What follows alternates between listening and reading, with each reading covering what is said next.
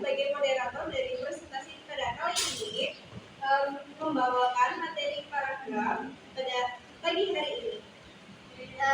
Pertama dan utama, mari kita semua berdoa menurut kepercayaan masing-masing. Berdoa mulai.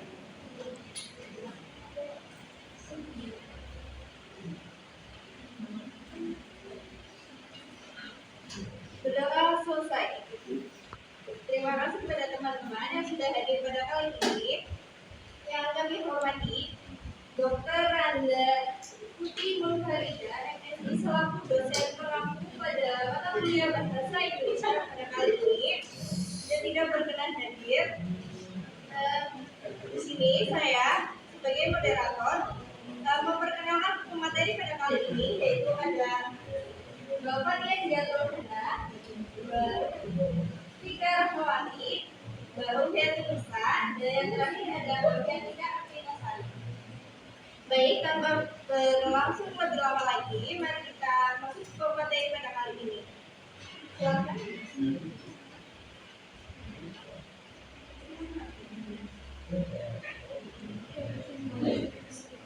Ya, pada hari ini kita akan membahas mengenai paragraf. Paragraf sendiri itu apa sih? Ada yang tahu, teman-teman? Harusnya di SD udah diajarkan ya. Tapi kita ulang lagi. Jadi paragraf adalah kumpulan dari beberapa kalimat yang saling berhubungan dan membahas satu gagasan pokok atau gagasan utama atau ide utama secara padu, utuh serta mengandung kalimat utama dan beberapa kalimat penjelas yang berfungsi untuk menjelaskan gagasan utama atau gagasan pokok atau ide utama tersebut. Jadi paragraf itu ya intinya sebuah kalimat untuk menjelaskan satu ide pokok, kumpulan beberapa kalimat untuk menjelaskan satu ide pokok. Menurut Tarigan tahun 2008, paragraf adalah seperangkat kalimat yang berkaitan erat dan membentuk satu kesatuan pikiran. Sedangkan menurut Kraft 2004, paragraf merupakan bagian karangan yang mengandung satu ide pokok yang dikembangkan. Jadi paragraf itu kita punya ide pokok nih, misal ide pokoknya bencana alam akhir ini, yang akhir-akhir ini terjadi. Dan nanti kalimat-kalimat di bawahnya itu adalah sebagai penjelasan dari ide pokok yang kita sebutkan. Lalu ada ciri-ciri paragraf yang baik. Yang pertama tentu saja memiliki ide pokok atau gagasan utama. Jadi tidak bisa disebut sebuah paragraf apabila tidak memiliki ide pokok atau gagasan utama. Yang kedua ada antar kalimat saling berhubungan atau berkaitan. Lah, kalau jadi satu paragraf, otomatis kalimat-kalimatnya itu nyambung sama ide utamanya, sama gagasan pokok utamanya. Terus disusun secara runtut dan logis. Nah, kalau kita mau membuat paragraf, itu harus urut ya, Mas Mbak. Karena kalau tidak urut nanti yang membaca itu tidak mengerti apa yang kita terangkan. Lalu yang keempat ada menggunakan bahasa yang efektif, padu dan jelas. Jadi dalam membuat paragraf juga harus memperhatikan gaya bahasanya, terus tata bahasa Indonesianya, supaya dapat mudah dimengerti oleh orang-orang yang membacanya. Yang terakhir ada terdiri atas kalimat utama dan kalimat penjelas. Kalimat utama ini biasanya terletak di awal ya. Lalu kalimat penjelas itu ada di bawah. Tapi nanti akan dijelaskan ada beberapa jenis paragraf yang kalimat utamanya itu ada yang di tengah, ada yang di akhir, terus juga ada yang di awal. Lalu ada unsur-unsur paragraf. Yang pertama itu adalah gagasan berkesinambungan. Jika tidak, itu belum disebut paragraf. Lalu ada kesatuan atau unity. Semua kalimat pendukung pembahasan gagasan utama.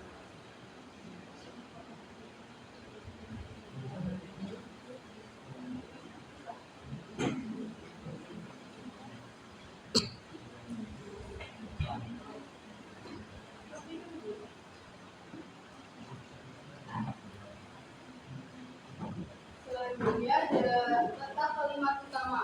Nah, letak kalimat utama itu nggak selalu ada di awal paragraf. Nah, ada empat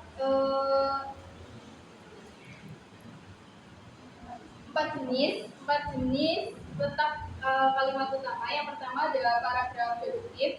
Jadi paragraf yang memiliki ide pokoknya itu ada di awal kalimat.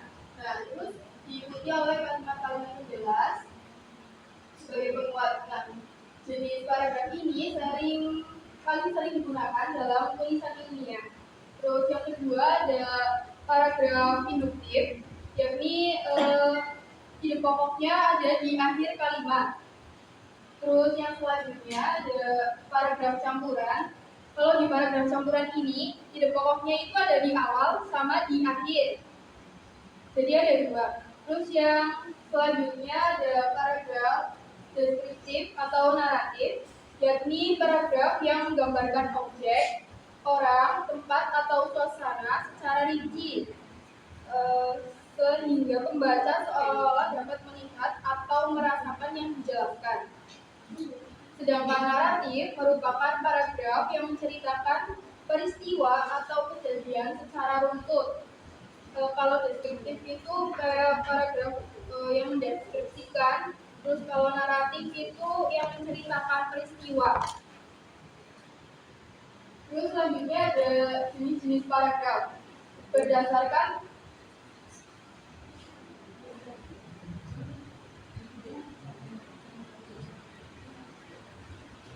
jenis-jenis paragraf berdasarkan tujuannya dibagi menjadi 5, yakni paragraf narasi, paragraf deskripsi, paragraf eksposisi, paragraf argumentasi, dan paragraf persuasi.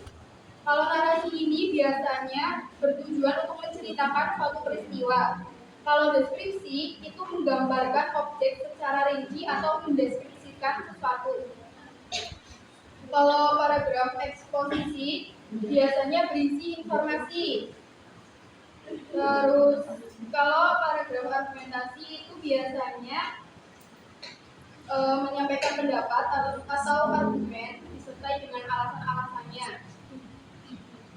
Yang terakhir ada paragraf persuasi yang bertujuan untuk memengaruhi pembaca, misalkan ajakan atau larangan. Dan dapat ditemukan di kalimat utama. Letak kalimat utama ada 3 macamnya, deduktif, induktif, dan juga campuran. Dalam paragraf deduktif, ide pokok di awal, di paragraf induktif, ide pokok di akhir, di paragraf campuran, ide pokok di awal, di akhir. Udah pada dulu. Satu lagi ya. Ada syarat paragraf yang baik. Kita lanjut ya teman-teman. Mau syarat paragraf yang baik itu harus memenuhi 4 syarat. Yang pertama itu ada kesatuan atau unity. Kesatuan atau unity itu semua kalimat dalam paragraf itu harus membahas satu gagasan utama dan tidak menyimpang dari topik. Selanjutnya yang kedua adalah kepaduan atau koherensi. Artinya itu antar kalimat harus saling berhubungan secara logis sehingga sebuah paragraf itu mudah dipahami. Selanjutnya yang ketiga ada kelengkapan atau completeness. Itu artinya paragraf itu harus memiliki kalimat utama dan juga kalimat penjelas yang cukup untuk mendukung gagasan utama. Selanjutnya yang keempat ada keterpaduan struktur. Susunan paragraf itu harus teratur dan juga sistematis agar kalimat utama itu bisa jelas. Selanjutnya itu ada kesalahan hukum dalam penulisan paragraf. Yang pertama, lebih dari satu gagasan utama. Paragraf itu menjadi tidak fokus karena membahas beberapa ide sekaligus. Yang kedua, kalimat tidak saling berkaitan. Kalimat berdiri sendiri sehingga paragraf itu terasa tidak padu. Yang ketiga, penggunaan kata hubung yang tidak tepat. Kata hubung yang salah dapat membuat hubungan akar kalimat itu jadi tidak jelas. Yang keempat, paragraf terlalu panjang dan terlalu pendek. Paragraf yang terlalu panjang itu juga membuat pembaca itu menjadi mudah lelah. Sedangkan kalau misalkan terlalu pendek itu gagasan menjadi kurang jelas. Selanjutnya, peran paragraf dalam karya ilmiah. Dalam karya ilmiah, paragraf itu berfungsi untuk mengorganisasi ide secara logis. Paragraf itu membantu menyusun gagasan agar utuh dan juga sistematis. Yang kedua, menjaga kejelasan argumentasi. Setiap paragraf itu memperjelas satu pokok argumen sehingga dapat dipahami. Yang ketiga, memperkuat sistematika penulisan akademik. Paragraf yang baik dalam ilmiah itu jadi lebih rapi, terstruktur, dan sesuai dengan kaidah akademik.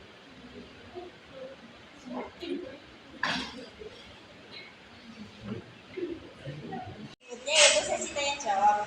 Dari semua teman-teman yang ada di sini, siapa tahu ingin bertanya lebih lanjut atau belum paham nih soal materi paragraf, boleh bertanya. Silakan. Perkenalkan, nama saya Dodi Saputra di PGSD kelas SDA. Mau bertanya nih, paragraf sama alinea itu sama apa tidak?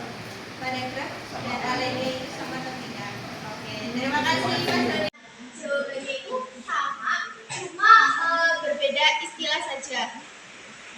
Jadi paragraf sama alinea itu sinonim. Kalau dengan alinea itu istilah lama, tapi kalau dengan paragraf itu istilah yang baru saat ini.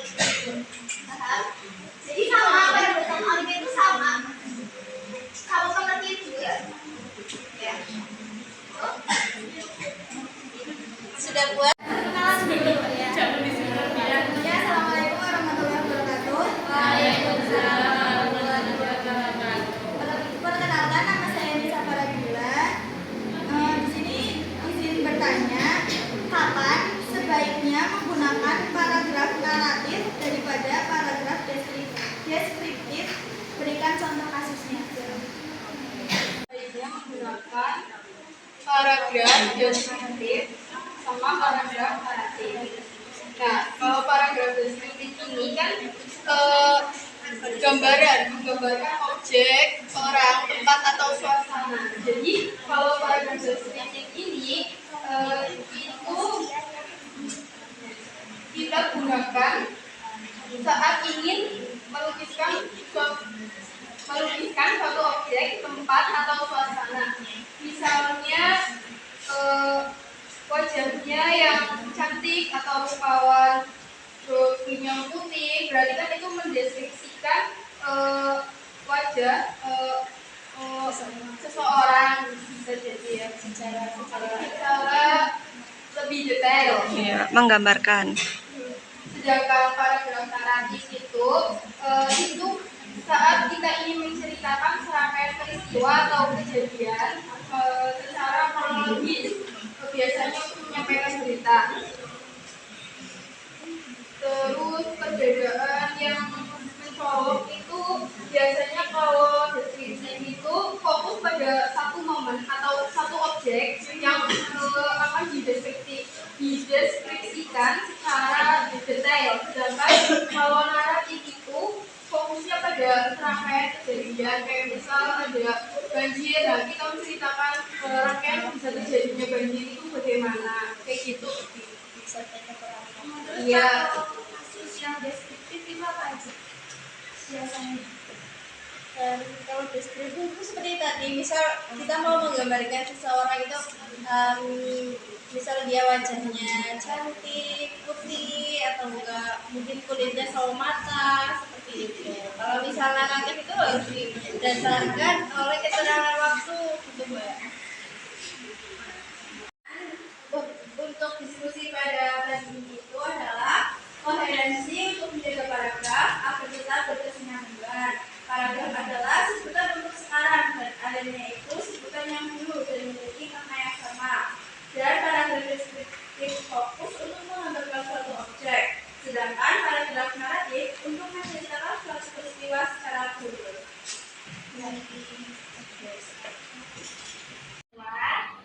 Terima kasih sudah